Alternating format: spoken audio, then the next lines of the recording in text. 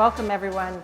My name is Kathleen O'Reilly. I am the head of growth and strategy for Accenture's business in North America, and I lead our business here out of New York in our Northeast region. So we're thrilled to have you here tonight and excited to invite you to a conversation with Paul Daugherty, our Chief Innovation and Technology Officer, about the post-digital era, a key theme of our Tech Vision 2019. You all invest heavily in innovation, and we do too. We do that to augment and bring you the insights and intelligence to help you transform and grow your business in this rapidly changing environment in which we all live. As part of that, Accenture invests over $800 million a year in research and development. We have over 6,800 patents and patents pending in areas such as artificial intelligence, cybersecurity, and blockchain, and more to come in that area. We have hundreds of researchers and inventors around the world who spend their time anticipating and staying ahead of the trends that we believe will shape the world of the future, trends like you will hear about tonight from Paul. We believe to succeed, companies need to continuously innovate at speed. As part of that, we like to co-create our solutions, develop and co-create solutions side by side with you, our clients, in order to ensure that we are the disruptors, not the disrupted. And we believe that the New York City ecosystem, with its wider range of companies and talent, technology talent, intellectual capabilities, the universities, all come together in a very special way here in New York. And in New York, we join 10 other innovation hubs around North America, our network of hubs where we can co-create and innovate with you, joined with the 100+ innovation centers we have around the world, focused on the future of technology and business. This is where innovation comes to life. So tonight, Paul is going to talk to us about the post-digital era. This is our 19th technology vision, and I know he's going to share a little bit about that history with you, so I won't spoil it. But it really will give us a shape of view into how we believe the world is being shaped going forward from business and technology and how that will impact society. So please join me in welcoming to the stage Paul Daugherty, Accenture's Chief Innovation and Technology Officer. All right, well, thanks everybody for joining us tonight. It's hard to see you with the lights here. This is a really special night every year that we do to give you a view into the future, and our view into the future and where things are headed. And it's maybe a coincidence that it's also a snowy, ugly, yucky day out there, right? It's awful. So, it's those who are here must be truly interested and committed to learning about the future. So give yourselves a round of applause for making it to the event tonight. And we're going to do everything Kathleen said. But before we start, I wanted to do one really quick thing that's special to me and I think a number of people in the room, which is to recognize Pierre Nanterme. Many of you will have known that Pierre stepped down as chairman and CEO of Accenture earlier in January, and he passed away 12 days ago after a serious battle with cancer, far too young at the age of 59. Pierre was a visionary in the industry who ran Accenture for 8 years and transformed us to a digital leader in an innovation-led company. And the results speak for themselves. In his tenure as CEO, tripled the market cap of the company, grew revenues 55%, doubled the headcount, shareholder return over 300%. And I think the thing that Pierre might be most proud of, because he was the biggest champion of equality and diversity in the industry, in business, and at Accenture, was the Thomson Reuters Diversity Index that came out last fall that listed Accenture as the #1 company in the world for diversity and inclusion, which is a great tribute.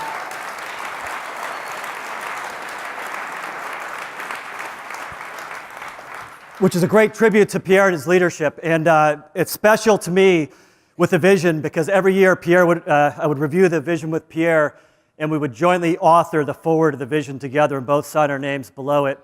And this year I couldn't do that for the reasons I just explained, so I want to dedicate this year's vision to Pierre Nanterme in memory for all he did to make Accenture and the world truly greater than.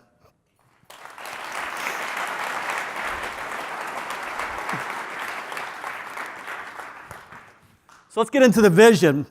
2019, the 19th year of doing it. I was joking with Ramon. The vision is now an adult. It can vote. So the vision's been around for a long time. And I think we've had a remarkable track record of success with predicting the future. I've been doing this for about 10 years with the vision.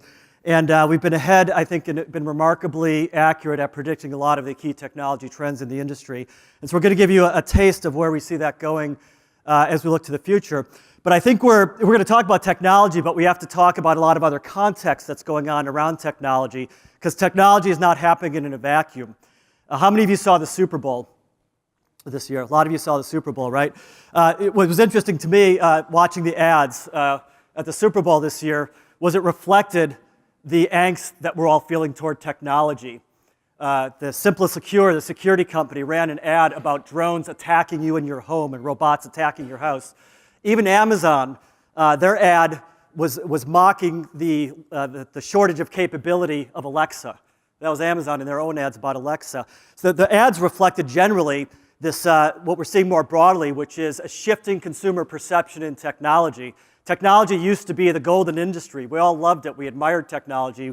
We looked up to the companies. That's not the case anymore. And I'd ask you to think about two things as I go through the vision. The first is technology good or bad? Is technology good or bad? So think about your answer to that question. And the second question is, what's your role, your individual role at your organization in answering that question? And that's what we're talking about in the vision this year. So we'll come back to those questions. But let's look at the concerns we have around technology. These are just a few snippets that I could have selected, about 200 or 300 more. The top left is a hacker symbolizing the fact that just in the first half of 2018, the first 6 months, 3 billion identities were stolen.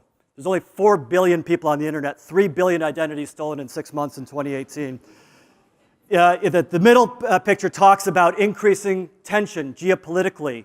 Is technology a national asset? How do we protect national assets? And we see a lot of jockeying for position happening right now, which will probably increase. The top right, fake news. The majority of adults in the world in global surveys say that they do not have a single source of the truth. They can't look anywhere to find the truth. You look at the middle left, inclusion and inequality. A lot of the political problems we're facing are because of inequality and lack of access to opportunity that's already been created by technology. Will we make that problem worse or better? And how will, what roles will we all play? Privacy, data, you can see on the bottom right, one of the companies I admire most from a privacy perspective, Apple, even Apple with a FaceTime hack or bug a couple weeks ago, having a serious privacy vulnerability. And then the bottom, your bottom left, is CRISPR. A couple months ago, unauthorized researcher in China used CRISPR to edit the DNA of 2 embryos, permanently modifying the DNA. Who knows what the implications will be? And this is all creating this techlash. It's not just in the United States or Western world with the big companies. It's happening in China too. Tencent, one of the largest internet companies in China, was suspended by the government. Their gaming licenses were suspended by the government because of concern of the social impact that they were having on the youth of China. So this is a global phenomenon as well. So this is the negative, but we're in this, you look at, I'm a glass half full guy, so you look at the other side of this, and we're in a world of tremendous opportunity.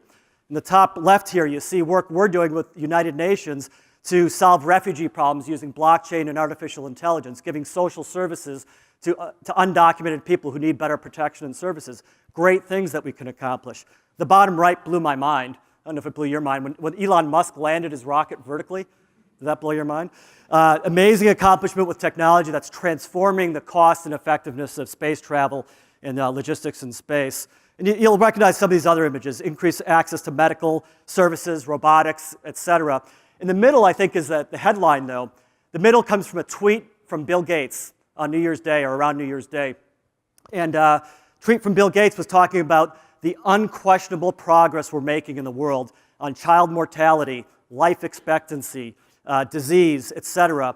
A lot of that due to technology. So while we have a lot of concern around technology, when you look at the big picture, there clearly is a massive opportunity we have. But how do you navigate through that change?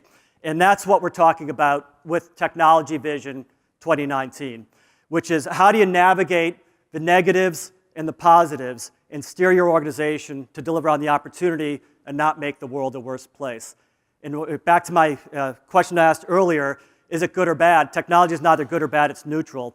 What's your role in how this turns out? Your role is to steer it right, and that's the roadmap we're trying to provide with the Technology Vision 2019. So we've done this vision for 19 years. I think a key year in the vision was 2013, where we wrote a vision and we put a title on it that said, every business is a digital business. Every business is a digital business. Do y'all think that's true now? Everybody says, yeah, that's generally true. In 2013, we got attacked. I spent the year in CEOs' offices. Many industries, most industries challenged this notion, said that's about media companies, maybe telecommunications, maybe banks, but it's not my business. I think everybody realized that that became true, and we went on with a vision to talk about the nature of disruption and how enterprises needed to think. And then in 2016, we started talking about the role of people in this transformation. People first, technology for people, and kind of how you create the ecosystem around your company. So the question is, where does that leave us? Where do you think we should go with the technology vision for 2019? So let me give you a few facts to lay the context for this. In 2018, last year, companies spent $1.1 trillion on digital transformation. Large companies spent $1.1 trillion on digital transformation. In a recent survey, 94% of companies, 94% of executives said they're well on their way with their digital transformation. 68% of them said we're pretty set. We know what we're doing in the digital world. Now, frankly, I question that. I think there's a bit of overconfidence reflected in the survey, but nonetheless, it highlights that we've moved through a period of time from every business is a digital business to everybody really is doing it. And what becomes important now is a new set of rules that we're characterizing as a post-digital era. In an era where everybody's doing digital, everybody's putting digital in their earnings reports and every release they put out and talking about how digital they are, how do you differentiate and define yourself in that new world? You need a new set of rules, you need a new set of technologies, a new set of thinking, and that's what we're talking about with the Technology Vision 2019. So what do we mean by that? What's the post-digital era mean? There's a few new concepts to think about. Individualization, and this is a big concept. I'd ask you to think about it for a while. Individualization, not personalization, individualization. I'll design a service and a product for you that's different than you, that's different than you, that's different than you. Individualization at any point in time, delivered instant on demand, and this idea of momentary markets, where markets form so quickly that by the time you see the market, it might slam closed on you again. And your ability to have your supply chain and your business configured to deliver on markets, momentary markets in real time becomes critical. So what's an example of that look like? One example that I like to use, because it's a traditional industry, is John Hancock, the insurance company, over 100 years old insurance company. They created a new product called Vitality, a new policy. That's an individualized policy.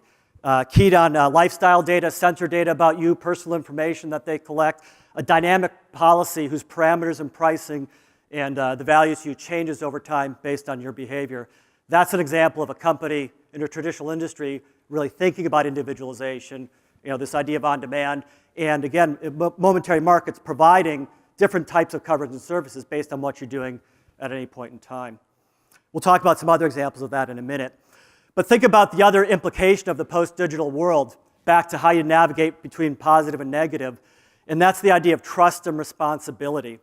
If you're John Hancock's customer and you're giving them personal data, or if you're a company who's giving up your individual data to a pharmaceutical company who's testing a new medical device on you, that company better have your trust, and you better trust them if you're using your product.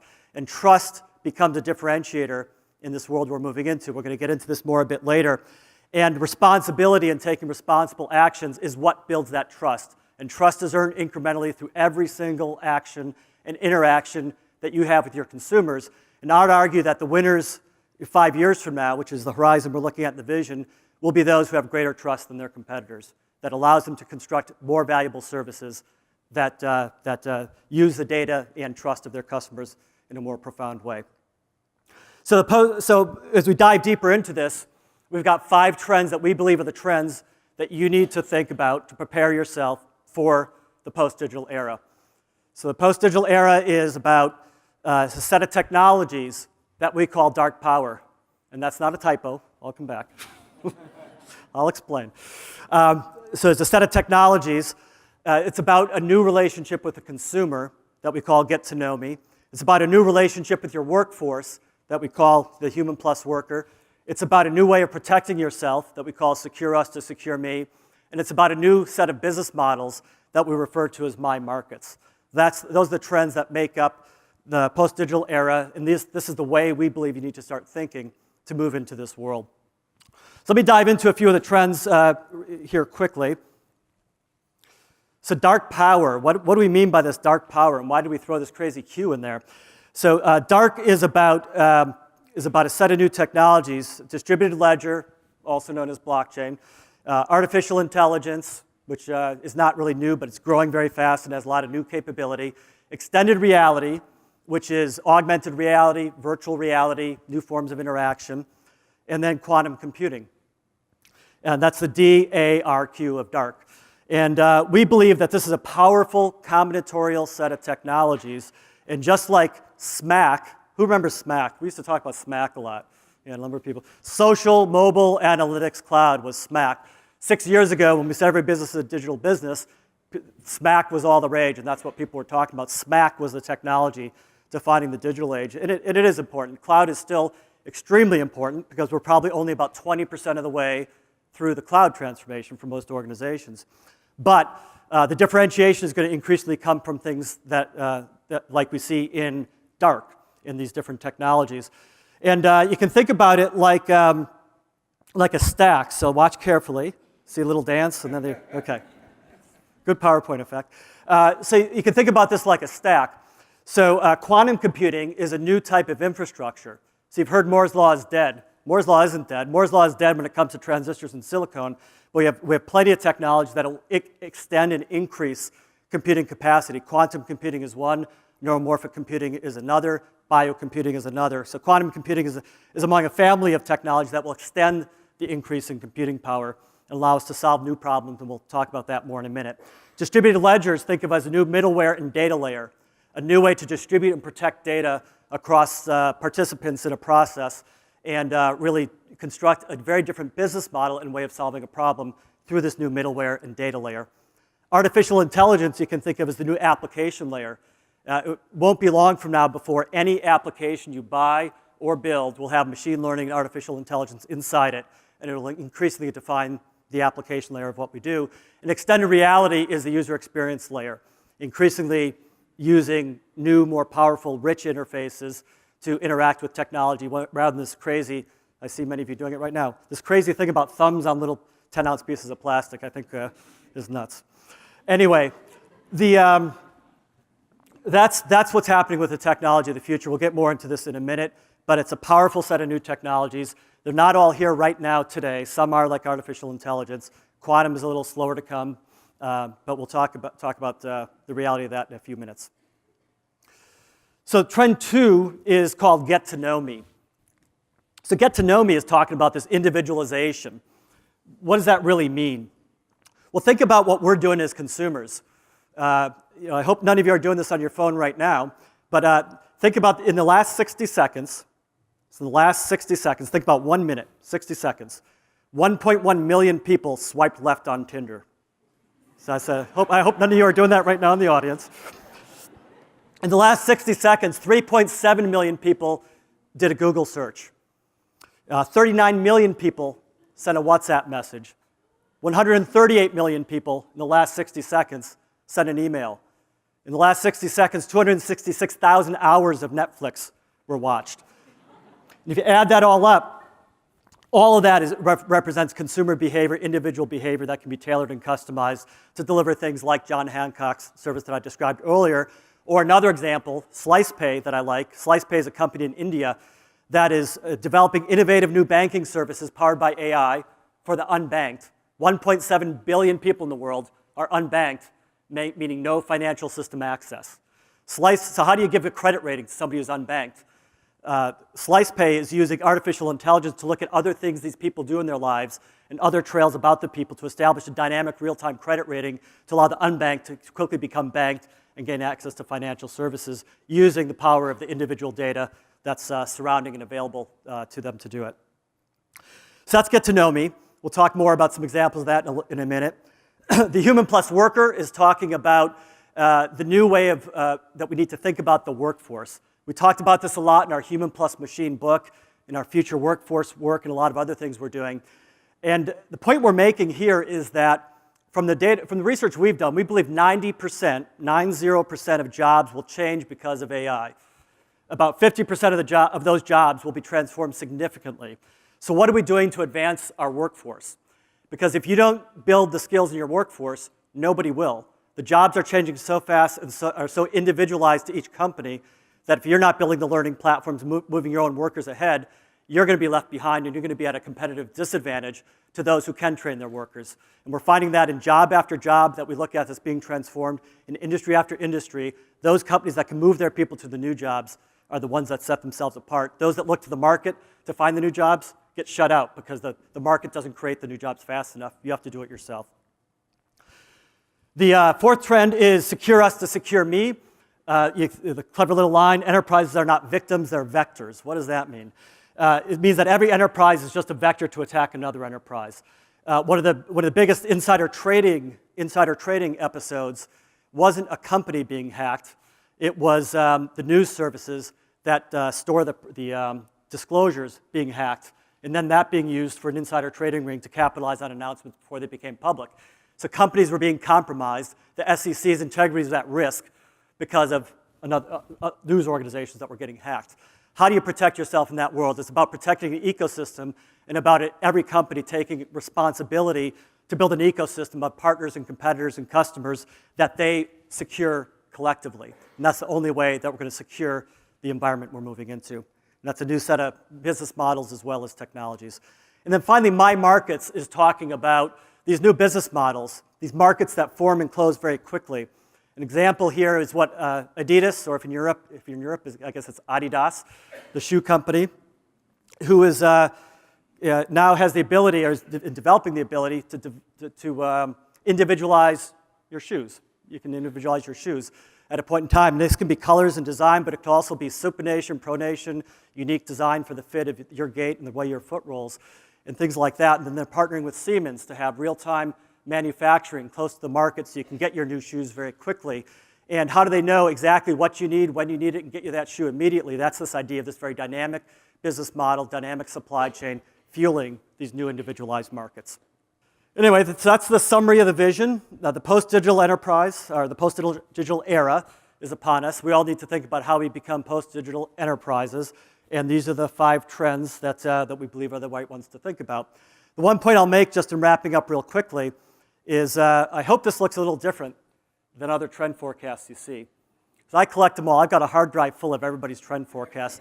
Every bank, every analyst firm, any tech company that does trends, I've got them all. And they all look about the same. Top 10 list, machine learning, industrial Internet of Things, et cetera, et cetera. They go on down the list. And we don't really think that, it's interesting, and maybe that adds some value. But we don't think it adds a lot of value to you in running your organization. What we're trying to do, and hopefully you see here, is present a way of thinking about the future that includes all those technologies, but in a context around which you can apply to your business. So, you all ready for the post-digital era? Yeah? Okay. All right. Well, that didn't sound too confident. But we'll hopefully by the end of the evening, we got a little bit more. But let's move into a little bit of a different stage here, and I'm going to ask some friends to help me add some other life and color around the vision. So let me start with Mark Carell. Come on up, Mark. Mark Carell, who knows Mark in the audience? Mark is a longtime friend, and he runs Accenture Labs, which is our network of labs around the world, all over the world. Our PhDs, researchers, the guys in the lab coats inventing the new stuff. That's right.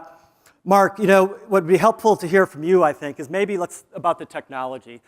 Dark, quantum computing, is it real? What do you see happening with that? So first of all, dark, I'm going to have to wear these clothes, like black clothes, for the whole year, of the tech vision. So I look like a ninja type of things. But so more seriously, I love the dark things. And something that we've discovered in the lab is that there's no end to innovation, and we're pushing really the boundaries of technology. So We started to work on quantum computing like 2 years ago. And I can tell you this is amazing what the team has been doing. The first thing is like 2 years ago, we started to embark with Biogen to discuss about drug discovery. Yep. And so we've been looking at how we can connect to the D-Wave computer in Canada using 1 qubit as an SDK, basically, to program all these things. And we've been completely reinventing how you can synthesize new drugs. And this is really amazing because we're still working on the platform with Biogen, and hopefully one day, this is something that we're going to be able to drive into production. Right now it's pilot, but it's going to drive Correct me if I'm wrong, Mark, but I think what Biogen said is the problem that we solved with quantum computing would have taken, I think it was 1,000 years with classical computing. So that's the power. And we go down to like a few months and everything, and this is really amazing. So now,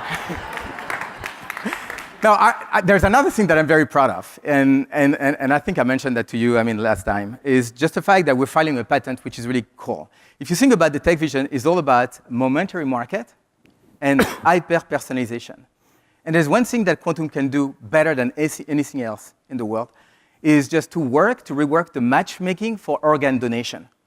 When someone has an accident, you have basically the organ, and there is a life expectancy for this organ. It's like 2 hours for a kidney, it's more for a lung and everything. So you have this very short time frame where you need to figure out exactly what's going to be the best receiver. Imagine the computing power you need to have, all the variables you need to put all these things to make it happen. Quantum computing is going to help us to do that. So we work with National Health Services in the UK to rethink about their algorithm and rebuild that using quantum computing. I'm very excited about these things. Awesome. That's great, Mark. Thanks. So that's what's happening with quantum computing. And if you heard, just think about what Mark said. Application programming interfaces for quantum. SDK, which is actually a Python in this case. Anybody who can code Python can access quantum APIs. Quantum clouds. If you think about this is too hard for me, I'm not going to buy my own quantum computer and chill it down to 270 degrees Celsius below zero. It'll be quantum clouds that you access, and that's the business model that's developing in the industry. So this will be a lot more accessible than you think. So let me move on with another friend who's here. Raman, why don't you come up and join me for a minute? Raman Chowdhury, and I have to pull out a piece of paper to introduce Raman, even though she's a friend of mine. Because there's so much to talk about with you, Raman. So I just want to give you a context for why I wanted to invite Raman on stage. You lead responsible AI for us. You've been with Accenture 2 years with an amazing background in data science, coming from degrees at MIT, Columbia University, doctorate in political science from UCSD in California. It's an amazing academic background. Recognized in San Francisco and the Bay Area as one of the 40 under 40 for the amazing innovation you're doing. Barely made it under the wire. But you got there. And Information Week just named you recently one of the 10 influential women in AI and machine learning. So high five. All right, thanks. But Raman and I have lots of fascinating discussions, and it's around the area of responsible AI. So maybe you can just start us off talking about what do you think of what we just talked about? Trust, responsibility, this post-digital age, and maybe also into this idea of individualization and what new responsibilities are we thinking about at Accenture and do companies need to think about? Absolutely. I think I was having a few conversations earlier about, there is a fine line between personalization, things we want to see, and the uncanny valley, the creepiness factor. How do we know where that line is? This is where responsible AI comes in. We need to understand what people want, and most importantly, all these technologies now are becoming a two-way street. It's companies communicating with consumers, and importantly, consumers having the agency and the ability to communicate back to companies. This is what I want, this is what I don't want. So another aspect of personalization is how do I personalize to what I don't want to see? Or how do I know how my data is being used? How can I opt out when I think it's important to me? So I think one of the things we struggle with, and that I struggle with, is how do you resolve the debates on this? So is it about opt-in or opt-out? Is there a single set of values that consumers will have? Is there a single set of standards and values that companies can build into their products? And what you are tapping into, Paul, is a philosophical, ethical question that goes back to the days of Aristotle. I jokingly call responsible. There's the Gartner hype cycles. We have the hype cycle in responsible AI. You start off with these very bold. That started with Aristotle? It basically does. Human flourishing, AI should do no harm. But then, you fall into what I call the trough of philosophy. What does it mean to be fair, right? What does it mean to have values? Whose values? My values, your values, Japan's values? Well, how do we then exercise on it? And this is where we come in. This is where Accenture helps you action on these principles, these values at your company, in your organization. We help you exercise that and translate your company's goal and mission into actionable, responsible AI. We'll talk about one element of that, I guess related at least, is we talk about responsible AI is the issue of fairness, in addition to the values, the issue of fairness, which you've done a lot of work in. And why don't you tell us about the AI Fairness Toolkit, which I think is one of the most important capabilities that you and in Accenture, frankly, and you and your team developed this Absolutely. So the best part of my job is I don't just have to think and philosophize, I have to action. Actually, it's a part of my job I enjoy the most because it holds all of us accountable to making sure we're not just talking, that we're doing. So the Fairness Tool was prototyped with the Turing Institute in the UK, and we took the academic literature on fairness, of which there's a massive body of literature. And we looked at it in 3 ways: scalability, generalizability, integrability. So scalability, anyone here who works at an enterprise company knows what that means. Generalizability, can any data scientist understand and use this tool? We don't want it to require some sort of niche knowledge. And I think most importantly, having been a data scientist, integrability. I need to create processes that integrate seamlessly into a data science workflow. Again, having been a data scientist, I need to make sure you're delivering on time, that you're delivering for your clients. So a fairness tool looks at bias and gives you options for bias mitigation in your data and your models. Yeah, that's fantastic. And back to the idea of trust. Think about the individualization and things we're talking about with trust. One of the questions that I think about a lot, and that we've talked to a lot of clients about, is do consumers understand trust? And how do you see that happening? What differences do you see as individuals grapple with this idea of trust? Do I trust, not to single anybody out, do I trust a Facebook? Do I trust a Google? Do I trust my insurance company with these services? How do you see that evolving? I think you're touching on one of the most important things. I live in San Francisco. I'm here visiting, talk Tech Vision, talk to clients, et cetera. One thing that we actually don't really think about enough is, as technology companies, we have delivered some of the most world-changing technologies. Paul just mentioned a few of them just from this past year. And in doing so, we created this amazing bank of trust, right? We all hold these things in our hands, which essentially we can do so many wonderful things for free. But this trust is not infinite. We are not owed this trust by people. And what is happening, unfortunately, is we are rapidly burning through that trust. So what we need to do is create artificial intelligence that enables trust to rebuild it and understand, again, that this is a two-way street. We give to people, and then we get back. Let's do a little experiment around that. Uh-oh. A little experiment. So here we go. So everybody have a phone? I'd be shocked if any of you don't. Anybody not have a phone? Okay. Take out your phone. Everybody take out their phone. So hold up your phone. Everybody got their phone out? Okay. Unlock your phone. Is your phone unlocked? So mine's unlocked. Is yours unlocked? Mine is unlocked. Yours is unlocked. Okay. Give your unlocked phone to your neighbor. You're going to swipe left for me on Tinder? I don't know. I'll check out your profile. Paul is deciding my Friday night. Really interesting. Okay, everybody got their neighbor's phone? Do something on the phone. Smile. Here, selfie. All right, let's crowd selfie. Selfie, ready? There you go. Okay. All right. You can give the phone back now. Okay, everybody got their phones back? We have security outside. Get the business card of the person next to you in case you find something later.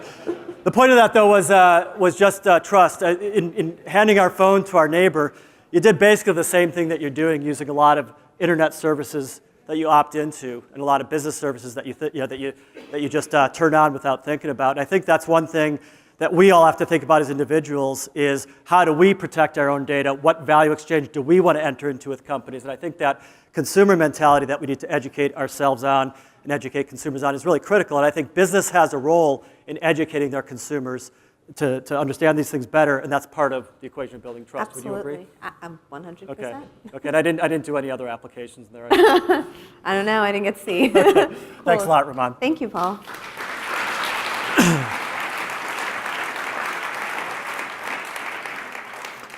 Okay, I'm really excited about the next section that we're going to move into here. We're going to get deep now, going into what this looks like with a particular company. I'm really thrilled to have Shankar here with me from Verizon. And just to give people a sense of who you are, a lot of people may know you. Come on up and sit down. Great to have you with us tonight. Thank you. Yeah, thanks for agreeing. There you are. So have a seat. And Verizon is an amazing company, a company I have huge respect for. You're the global senior vice president and global CIO of Verizon, running a massive team. I don't even know how big it is, driving a lot of technology across Verizon to enable the business. And a good place to start would be, maybe tell us a little bit about Verizon so we can understand some of the other comments you're going to have. Where's Verizon right now? And is one of the, I think, Fortune 20 company, massive company, going digital, been digital for a long time. All this innovation is important. What's up at Verizon, and what are some of your priorities? Absolutely. Thanks for having me, Paul. Great to be here. Hello, everyone.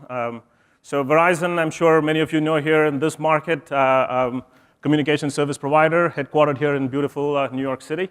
A big focus for us, based on your question, is this Verizon 2.0 mission that we have embarked on now, right? So we have organized the company around consumer segments, basically. So we have 3 divisions that we have set up: a consumer group, a business group, and a Verizon media group, which is really a combination of former AOL and Yahoo. A big focus for Verizon now is to build 5G.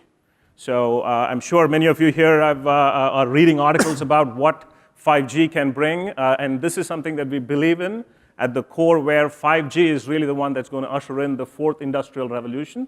And we are out there in the market, commercially available in 4 markets that we launched last year. So that's a big focus area for us. And 5G gives a plethora of opportunities for us to really bring value to the society, about 8 different currencies that it makes available. So that's really a big focus for Verizon. That's fantastic. And 5G, I didn't highlight it tonight, but 5G we do talk about in the vision as a transformative technology. And the way I put it is 4G is to smartphones and apps as 5G is to the experience economy. I think 5G is going to enable a lot more experiences, and just like 4G and the smartphone over the last 10 years enabled the Airbnb and all the app models we have, I think we have a whole different set of innovation ahead of us enabled by 5G, and some of the dark technologies get into that a little bit. I guess I was going to ask you, do you agree with that? Is that the way? Absolutely, right? So if you think about, take for instance, one of the currencies, when we talk about 8 currencies with 5G, one of the currencies is about extremely low latency. Right. You're talking single-digit millisecond, 5 millisecond latency on your air interface, right, between your. So now think about the possibility of what that gives you. So when you talk about the dark, the R part of it, right, the reality part of it, for virtual reality to work, really you want that latency to be less than 20 milliseconds, otherwise you get sick, yep. Right? So the possibility of what it is, with 5G, that's a good example. And there's plenty more in terms of energy efficiencies, the high throughputs that we can get with 5G, et cetera. No, I couldn't agree more. And with that R part of dark, the extended reality, what we do believe exactly as you said, 5G is going to be a big driver, that the extended reality is kind of moved slow because of the maturity of the headsets, and combined with the lack of access through 5G, and we think it's really poised to take off, which is why we highlighted it there. Absolutely. So what about individualization? I talked about that earlier. I talked about this get-to-know-me idea. How many customers does Verizon have? So on Verizon Wireless, we have about 113 million customers. So a lot of customers. So when you think about, how do you think about individualization when you think about the 130 million customers, the business customers, different markets you serve? So individualization, I think we call it hyper-personalization, right? It's really a segment of one, rather than traditionally how we have approached customer segmentation, where we group customers into deciles, centiles, where you really are one among others who look like you. Here, when you talk about individualization, it's specifically for that customer. How do you provide service offerings that are tailored to that customer? And also, how do you take care of their service needs, anticipating them ahead of time, And doing all that, exactly as Ruman and you talked about, is with getting consent from customer in terms of how we use their data, safeguarding their data, and ultimately providing those personalized, hyper-personalized services. Yeah, it'd be good for you to maybe go into that a little bit more, because I think there's a lot of people have read and seen a lot over the last several years about the idea of mobile exhaust, all the information that consumers create, and using mobile devices, location info, all sorts of other things. We were talking about this earlier. Maybe you can share some of your thoughts on a very different way that Verizon's thinking about that in this era of trust. Yeah, there's tons of telemetry in terms of what comes from your devices, the interaction that customers have with our different channels, whatever the point of interaction is. So the whole idea is, how do you make sure in real time you get all that data? That is clearly an explosion of data in our hands right now. How do you convert that data to an insight in real time and be able to act on that insight to provide that experience to that customer, right? So, if you look at one example to make the point. So there is our customers today, they use the phones, they make calls, et cetera, and we realize at any point in real time, let's say there's a customer who's making an international call and doesn't have the right package, the international calling plan, if you will, right, on their account. Now, the moment they hang up after they make the first call, we're able to notify the customers as to the sticker shock they're going to see in the bill, which comes up 30 days from now. Right. Prior to that, think about because we would send bills once a month. So 30 days goes by, the customer is not aware of this, they would rack up all these charges, and they see a hefty bill. They would call up disputing those charges, saying, I did not know about this. Now, the whole idea of individualization or hyper-personalization is how we demonstrate to the customers at all points in time, at all moments, we have their back.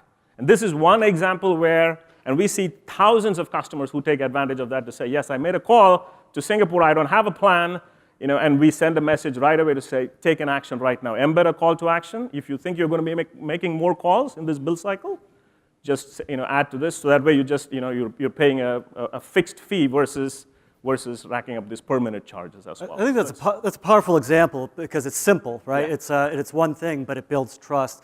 The counter to that is an experience I have. I won't mention the airline, but every time I fly, I fly a lot, way too much, so I'm a very high revenue flyer on one particular airline.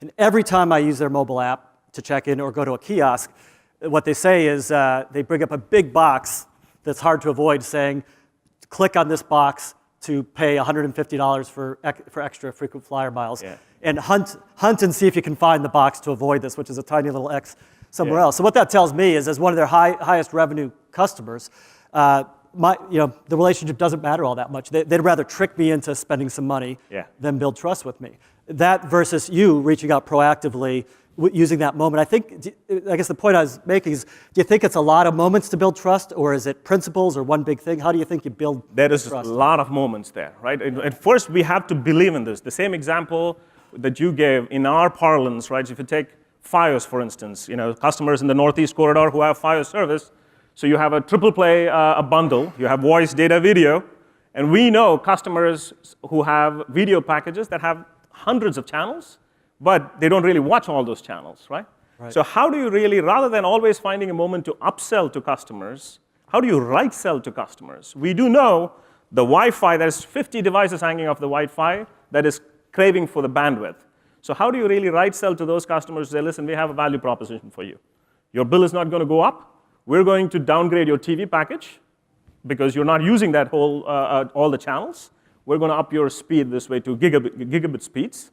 So now the customer feels like this is a company that's got my back, right? So finding all those moments and making sure that we are demonstrating that, saying this is, wow, okay, thank you. That was a strong affirmation of your points. So finding those moments is critical, right? Yeah, no, that's very powerful. Maybe move into another area. So we talked about data access, trust, individualization. I look at what you're doing in Verizon with artificial intelligence. I think you're really leading in finding new ways to deliver business value with artificial intelligence, and in some cases pushing the envelope on that. Do you want to talk a little bit about why you're doing that and how you see the role of artificial intelligence in business going forward? Artificial intelligence is really at an inflection point right now, right? So a few reasons why.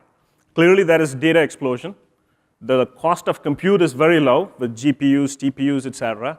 And all the algorithms that are out there to build these models, which at one point were all in research papers, now those are all available open source. And then enter the auto ML platforms as well, which is now essentially democratizing data science to many, many more developers.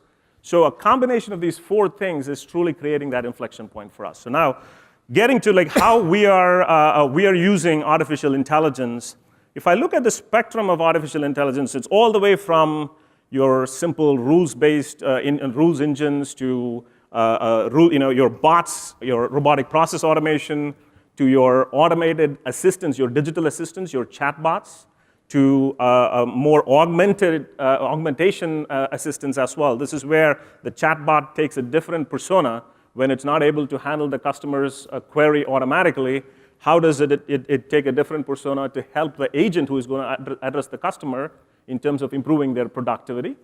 We're also looking... In that example, do they help the agent in real time? Absolutely, right? In real time, whether I'm a chat agent or a call center agent, how does the bot listen in on the conversation and provide and serve up the right kind of information to the agent, so that way they are much more productive in addressing what the customer's concerns are. The other thing that we are doing as well is in the area of computer vision. I talked about 5G. With 5G, a few challenges emerge. So we have to densify our networks, right? Let me get a sip of water.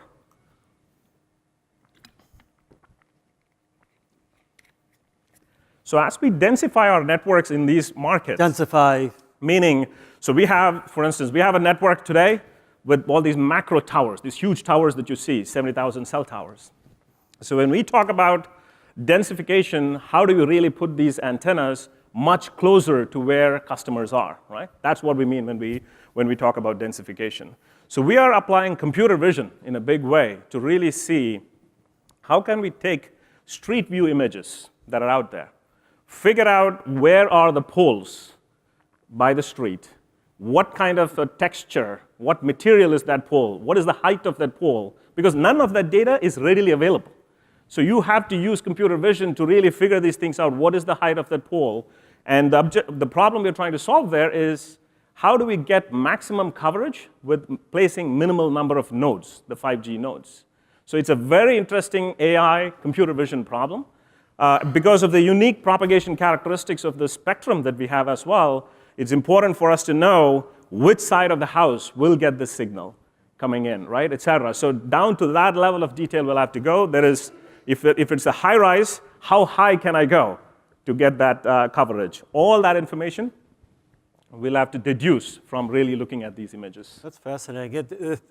We didn't talk about this earlier, but I'd be interested in your view. So how does that transform then or change the job and the role of the planners and the site engineers and the technicians? So think about it, right? Because previously, when we were building out the networks, we would do the design, but then we will validate the design by essentially having to ride along, make sure we take readings manually in different places to make sure that this coverage is good, et cetera. Now, it's a combination of really figuring out how you use this technology, which will ultimately feed in to this RF planning tool, if you will, taking all this data in terms of where the poles are, the heights, et cetera, and figure out the optimal route. Absent that data, it's just not humanly possible to be able to really densify network at this scale. Yeah. So that is really how we are harnessing the power of AI. So think about it. So you talked about very different areas of the company, the network space there. Yes. And using AI in deployment, which is changing jobs. You talked about the call center agents using AI to help them improve their skills as well as to offload calls for customers. So we talked about the human plus trend in here, the workforce. Verizon's a big company, I'm not sure how many employees, but big. 135,000. 135,000, so very big workforce. How do you think about the human plus angle on this, and how do you think about the skills of the workforce and the company's role, your role around making sure that people, can operate in this world we're moving into? Because let's pick on the call center example or the chat center example, right? So this human plus machine is really coming into play in a very, very good way there. So when we talk about the chatbot that's focused on automation, that's facing the customer, when it is not successful in identifying, because it's not that easy to really have these chatbots carry on multi-minute conversations completely in an automated way, right? So there is still a lot of research happening in where if you have a customer is saying something with multiple supplemental intents, how do you really keep that conversation going? So now in the cases where the chatbot is unsuccessful, now there is a trainer, a knowledge engineer that comes in to essentially train the chatbot on here is really how you should interpret this sentence, right? So that's where human is teaching the chatbot. Yep. And then when the chatbot is facing the agent, so the chatbot is really providing these superhuman powers to the agent to be able to, so this symbiotic relationship is just amazing to see. Now, these are all new skills that we are having to develop. What does a knowledge engineer do? How do they interact with the chatbot? What skills should they have? How should the agent work with the chatbot side by side? And it's truly opening up an opportunity for us to reimagine the way work gets done. This is one example I'm giving you, but pretty much every department is looking at how we should be operating in this mode using the power of AI across the entire spectrum. There are some back office functions which strictly focus on robotic process automation. Right. And then that whole spectrum, we're making sure that we are using that across the board. That's amazing. Do you think that, from your experience, is it about kind of being agile and supporting people as they're learning to use these new tools, or are there steps you're taking to prepare people with the basic skills as they move forward? Yeah, so this is where a big emphasis on talent transformation as well, right? So knowing exactly how we are reimagining the work, what is the North Star where we want to go, what are the skills we have today, and what is the gap that we have to close, and making sure that we are rolling out very structured training programs. And it's a two-way street, so we encourage our employees as well to do some self-directed learning, but what is important is to share with them what is the North Star where we are going, so that way they can prepare and make sure that they have the relevant skills for the future. Yeah, that's a great example of this human plus idea of taking accountability, of preparing your workforce for these changes. A really, really great example that we strongly believe in as well. One final area to delve into, and then we're going to open it up for questions. So think about questions you might have, assuming I interpreted this right. And we have another countdown timer for questions. Is that right? Okay, thank you. Just making sure. One other area we didn't talk about is security, which is mission critical in the business that you operate in. We talked about this idea of new ways of thinking about security, not just securing your connections, but looking at partners, apps that run on your network, et cetera. Maybe talk about, do you buy this idea of the ecosystem view, vectors, and taking a broader view of how you truly protect your business? Big time, big time. And I think exactly like how you laid it out in the trends talk as well, because enterprises now are becoming vectors, right? So with the digital ecosystem, clearly what we have done is now the attack vector, the attack surface, and the threat vectors have increased significantly. So, simple examples of how we are approaching that is, it's a framework that we have put in place to really make sure, one, we have a good, solid understanding of who our partners are in this ecosystem. That's number one. What is the kind of data that we are sharing with these third parties, right, with these partners? Identifying that is important. Profiling that and making sure that you have that inventoried and that is a process to keep that up to date is critical. Then access management to that is important as well. So now what kind of data you're sending, and also what protection mechanisms do you have in place? Is that masked? Is that encrypted? Is that tokenized? You name it. There's all those protection mechanisms that we'll have to take, and make sure that this whole process is just not a one and done. Right. You have to make sure that it is maintained on a regular basis as well. So we have a practice where we periodically audit our ecosystem partners as well to make sure that if it's our customer data that is with them, are they safeguarding? Are they taking the right kind of protection measures that we expect? And all the way from the point when we get into an agreement with these third parties to throughout the life cycle, this is the framework that we use to ensure that the data is always secure. That's if you think about that, that sounds very different than the security function typically. It really sounds like security as a key process in the business. Is that absolutely right? Yeah. So there are examples, and we learn this as well. So because in this whole approach of every enterprise is adopting cloud. This is a case in point that I just will show you. So we had this point where there are agreements that we have with vendors. They use the data.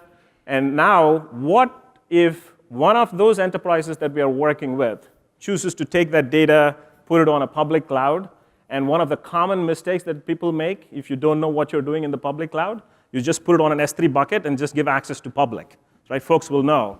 And that, when you do that, you really see, what happens. Because you had a process, you had an agreement in place, but in that journey to go to the cloud, inadvertently something happened, but at the end of the day, it's your data that gets exposed out there. So how do you make sure that it's all ticked and tied throughout the life cycle is important. That's good. I lied. I'm going to ask you one more question. Then we'll go to the questions from the audience. So just looking at the headline, I started out with this idea of post-digital and characterizing this in that way. And the reason is that I believe that you need to think differently moving forward about some of the applications. It's not just about your kind of the omni-channels, the digital workplace, and that sort of thing. Question to you, do you buy that? Do you buy the post-digital idea and this idea that you need to think differently than we did to date as we look forward at where this is all going? One thing I would say, though, is the post-digital, I think many companies, exactly to the point you were making before, if someone says they're completely, of course, other than, of course, someone who was born in the cloud and the digital natives, right, that they're done with their digital transformation journey, I would question that, right? So I think it's early to say that we are done with the digital, everything is there, done, we move to the post, but different companies are in different stages of that maturity. So still, when you talk about SMAC, very much cloud is still a big play. To your point, just 20% of them are in the cloud. Yeah. Still a long journey to get to, right? So analytics, yes, a lot of focus was there on advanced analytics. Now enter artificial intelligence. It's still within the same umbrella. Mobile continues to be a big play. Companies are still pivoting to being that digitally oriented, mobile-first company. Good for your business. Yes, absolutely. It's good for us, so we love it. So I think I would say, these are all the right areas, but we are not at a point right now to say digital transformation is done. Yeah, I agree. It is really a continuum that we are in. I guess the way I've been explaining this to people is we're not saying digital's over because there's still digital work to do. We're saying the rules are different, and let's just stop using the word digital. My hope is, just like we don't call this the post-electricity electricity era and post-electricity, stop talking about digital and start talking about what we're doing and design your strategies accordingly. Absolutely. Great. Let's go to questions, and we'll open this up for Shankar and myself, and Mark and Raman are still with us. So any questions from the group? I'm sure there are some out there. Special bonus point for the first question. There's one in the back there. Hey, Paul. It's me again. You used the hierarchy of big data. Then we go to knowledge, and you have knowledge engineers and information, but the one word that's missing here is wisdom. So how do we transform from big data to big wisdom? Ooh, good one. I guess I'll start with that. It'd be interesting your view, Shankar, and raise your hand if Raman and Mark, if you want to weigh into this as well. I think that's the progression that we really need to be on with thinking about all these things. Data is just that you can infer from data to get insights or to get information. You can take the information and generate insights about that, and you can use that to figure out things you might do. But that's very different than wisdom. And when I think, it's when we think about AI and this human plus machine thing that we talk about, the AI is very good at machine learning in particular is very good at inferring information and potential actions from data. AI doesn't contain, I would argue, doesn't contain any wisdom in most of its forms right now, and it doesn't even accumulate the wisdom. It just learns behavior based on past data. That will change going forward. There's a lot of advances being made in new forms of symbolic AI. There's thoughts around common sense AI and how you can embody broader principles, but it's still pretty basic models and rules. So I think wisdom becomes something we need to build and maintain as a really uniquely human capability. And we see that when we look at the skills that we need in this new environment. It's about things like complex problem solving, creativity, big skill that we need from humans in this new environment, things like sensory perception, things like social emotional response, which are kind of collective human wisdom in some respects that are the real skills we need to focus on. Yeah, I would, along the same lines, with a slight twist. So if you look at the data and the information today, right, so I would classify it as 3 categories. What you know you don't know, what you don't know you don't know, right? So if your definition of wisdom is, hey, is there a tool or a technology or an enabler that's going to give me some insights, like, in the 3rd category, what you don't know? Yes, artificial intelligence does have an opportunity to really, open up your mind on, what, I didn't even know that I was going after this problem, but looks like there is something out here. There are so many examples where people who have really started with big data and do this mining over time, and they see these kind of patterns that they were never even after in the first place. Unsupervised learning. And exactly, right? So I think there is somewhere in that, there is some of that in terms of, how you go after that unknown unknowns, discovering the unknown unknowns. Clearly, AI has the potential to do that. Question, who has the mics? We have 2 questions up front on both sides. Okay, we'll start with Kay. Yes, hi, Kay Koplovitz. We're talking about machine learning and AI, obviously very important across every sector of industry. But I want to know what we're going to do to not prejudice machine learning for the elimination of inclusion and diversity, because I think it's a real threat if we're dependent on past behavior or even current behavior. So could you speak to that? I think there is an expert in the room that I would think, Ruman should really take that one. So we had some... Yeah, as the mic's getting to Ruman, maybe you can shift the mic over. Ruman, are you still wired? Okay, why don't you stand up, Ruman, so they know which mic you are. Can you turn on Ruman? Am I on? There you go. Okay. I don't know which way to face. I'm just going to come over here. Excellent question. I'm so glad you asked it. So when we think about artificial intelligence and automating processes, there's so much to worry about when we think about bias, et cetera. And there have already been some interesting cases, things to think about that are being applied today. You might want to think, if you know the history of finance, you may know about something called redlining, where in particular districts, African American communities, Catholic communities were discriminated against on the basis of religion and color. And digital redlining is the term that refers to the fact that this history of redlining, that it goes so far back, over 100 years, 100 years or so, is reflected in the technologies that we build today. So building on the question about wisdom, we need to understand our own human failings. So what I'll say is, the good thing is that artificial intelligence acts as a moral mirror. It reflects our own bad habits back onto ourselves. I don't like anthropomorphizing AI. This is the only place that I do. It is very much like a child. As a parent, it makes you be a better person because you see your child reflecting your values.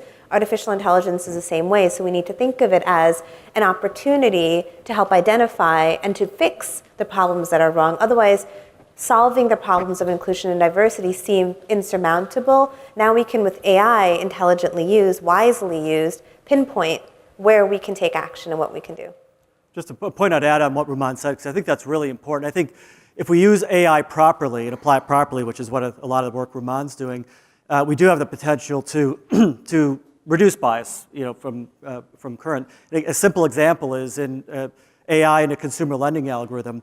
If you have a human making a biased lending decision because they didn't like the nature of who was applying, you'd have a hard time really figuring out exactly what happened, why they made the decision, et cetera. If it's an algorithm that operated and made a decision you didn't like within your fairness guidelines, because the data that was fed, you can figure that out, you can adjust, and you can use the types of tools Ruman has developed to correct for that and create a more fair process as you go. So I think AI allows us to correct for some of the human bias we might have, but the issue is there's not absolutes in what's biased and what's not, which is why you have to have a lot of human intervention in the way that you tune these fairness models. But good question. There's another one right up here. Hi, my name's Leanne DeWeiser. I run an organization called CS for All. We're putting computer science education in all the public schools in America and started here in New York City thanks to some work from Accenture.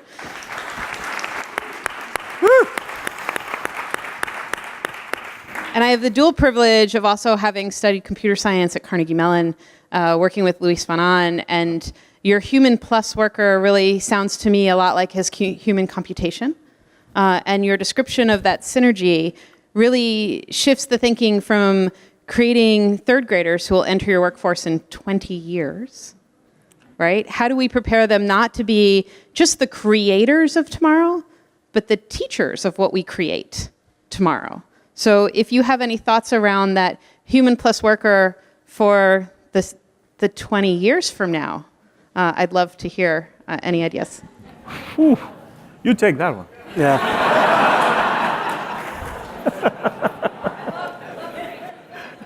I could talk for a while about CS for All and what a great organization you are as a distraction, but CS for All is doing great stuff. Yeah, I think I don't know that there's any magic answer to it, but we're big supporters of CS for All and Code.org and Girls Who Code, who's here tonight, and many other organizations who are advocating for really intervening in the way we're developing the talent of tomorrow. I believe the key to the future is a digital literacy for every single child. Digital literacy, we don't need to make them a coder, but you need digital literacy in every single child, and human education and human skills. Because if you teach them digital literacy with rote or automated skills, that they're not going to be successful in the increasingly automated world we're moving into. So that's why the idea of kindergarten as the entry point for the first time for digital skills is important, even earlier, depending on what you're doing with your children. Every exposure at every grade level to digital literacy, again, not to create more coders or machine learning engineers necessarily, but to make sure they have fluency in whatever profession they're going into of using the tools that'll be important to their human plus machine future. And then, and I think what I don't know the answer to, and we're doing a lot more research on, is what exactly do we need to train people for, especially when you look 20 years out. I do believe it's the human skills generally. Some of the things I mentioned earlier, creativity, complex problem solving, cross-domain extrapolation versus interpolation that machines do. There's a variety of things you can identify, but how do you teach and train those? I think generally speaking, it's going to be a lot less teach to test, a lot more experiential learning in schools, which is a challenge given the way the educational system is structured. So I think that's the thoughts I have, and I don't think there's any easy answer, but that's the foundation of it. And thanks for the work you're doing, it's great. Question in the back? Yeah, hi.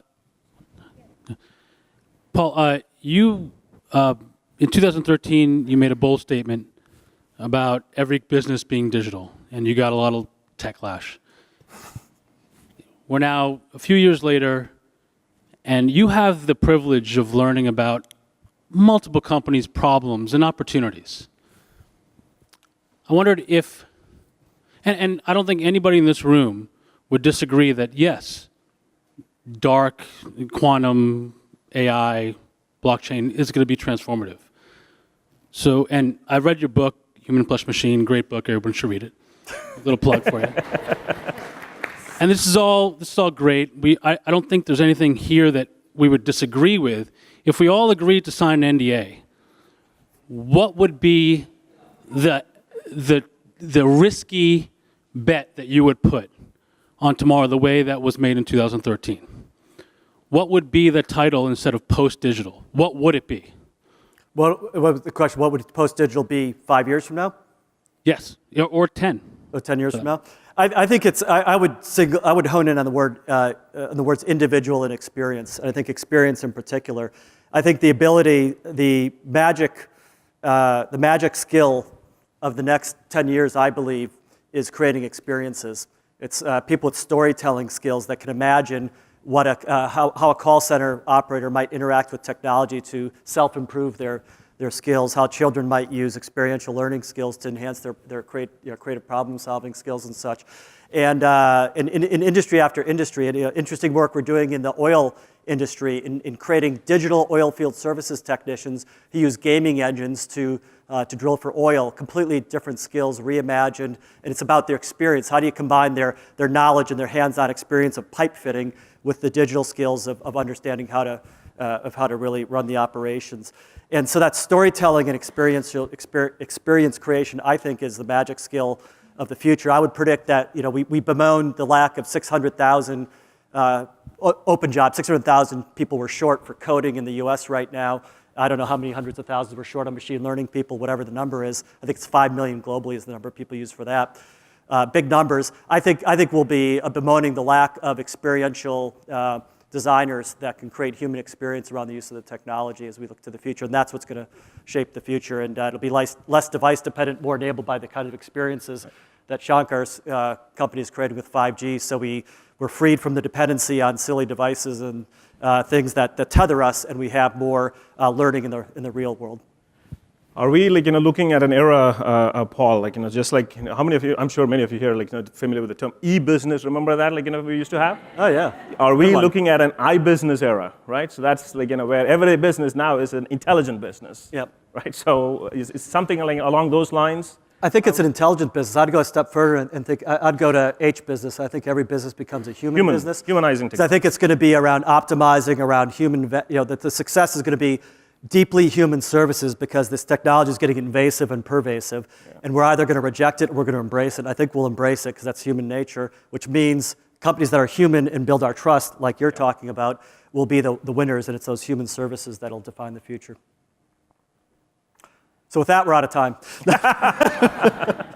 No, seriously, we are kind of running right out of time here. I didn't tell you this, but I'm going to ask you to just give your final takeaway, just a sentence or a few words on what you would, just from what you know and what you see and what you've heard tonight, what advice would you give people to think about? I'll start just so you can have a moment to think about it since I'm surprising you with it.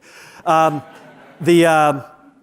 takeaway, like if I had to summarize 3 things that I'd go away and really think hard about in my organization, which I'm doing, the 3 things would be technology, because I think that the 3 words would be technology, talent, and trust.